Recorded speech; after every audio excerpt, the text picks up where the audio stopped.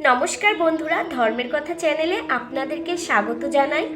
এই চ্যানেলের প্রধান উৎস হলো ধর্মের কথা, পুরাণ কথা ও পূজা পার্বণ, এই সমস্ত ভক্তিমূলক জিনিস নিয়ে আলোচনা করা। যদি আপনার পুজো করার সময় চোখে জল বারবার আসে, তবে আমি বলবো এর কারণ কি। আমরা অনেকে পূজা প্রার্থনা করার সময় আমাদের মনের কোনো কষ্ট, অশান্তি মনে পড়ে যায়, তখন আমরা কেঁদে ফেলি। তখন ভগবানের সামনে প্রার্থনা করি যাতে আমরা আমাদের এই মনের কষ্ট, অশান্তি থেকে বেরিয়ে আসতে পারি। আপনারা কি জানেন এই প্রার্থনার অর্থ কী বন্ধুরা? প্রার্থনা তো আমরা সব সময় করি, কিন্তু কখনো কি ভেবে দেখেছি এই প্রার্থনার অর্থ কী?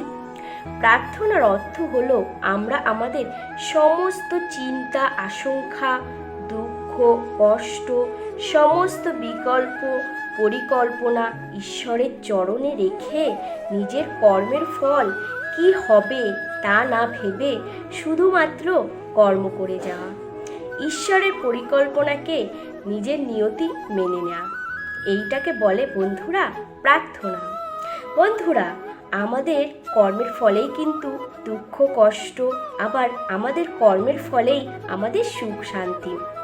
আচ্ছা বন্ধুরা, আমরা যখন পুজো দেবার সময় কাঁদি, তখন আমরা কি ভগবান পাওয়ার জন্য কাঁদি?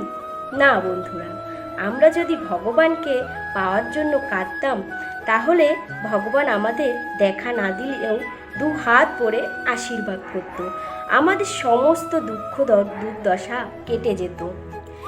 আমরা আমাদের কর্মের কারণে বিপদে পড়ি, ভগবানের সামনে কেঁদে বলি, ভগবান বাঁচাও। ভগবান তখন আমাদের কাছে আসে পুজো নিতে, কিন্তু ভগবানকে ঠিক করে সেবা না করে, ঠিক করে পুজো না দিয়ে আমরা আমাদের কষ্টটা ভগবানের কাছে তুলে ধরি। বন্ধুরা, এতে মোটেও ভগবান কিন্তু খুশি হয় না আমাদের উপর, আরও বিরক্ত হয়ে যায়। আরও আমরা যেই দুঃখ দুর্দশায় ভুগছি, আরও আমাদের সামনে সেটি অভিশাপ হয়ে আসে। তাই বন্ধুরা, আমরা পূজা প্রার্থনা করার সময় কখনো ভাববো না আমরা জীবনে কি পাইনি, কি আমাদের চাওয়া আছে, কি আমাদের দুঃখ আছে, কি আমার মনে অশান্তি আছে। আমরা পুজো দেওয়ার সময় শুধু মন ভরে ভগবানকে ডাকবো, হে প্রভু আমার সহায় হও, আমি যেন দুঃখ, কষ্ট, ঝড় ঝাপটা, অশান্তি সমস্ত কিছু পেরিয়ে আসতে পারি। বন্ধুরা, এছাড়া পুজো করার সময় চোখে জল আসার আরেকটা কারণও মানা হয়, যে আপনার অন্তর ও মন শুদ্ধ হচ্ছে। যদি আপনার পুজো করার সময় চোখে জল আসে, অথচ আপনার প্রদীপের শিখা জল জল করছে, তবে আপনি ভাববেন ভগবান আপনার পূজায় সন্তুষ্ট হয়েছে, তবে বুঝবেন এটা ঈশ্বরের একটি বড় সংকেত।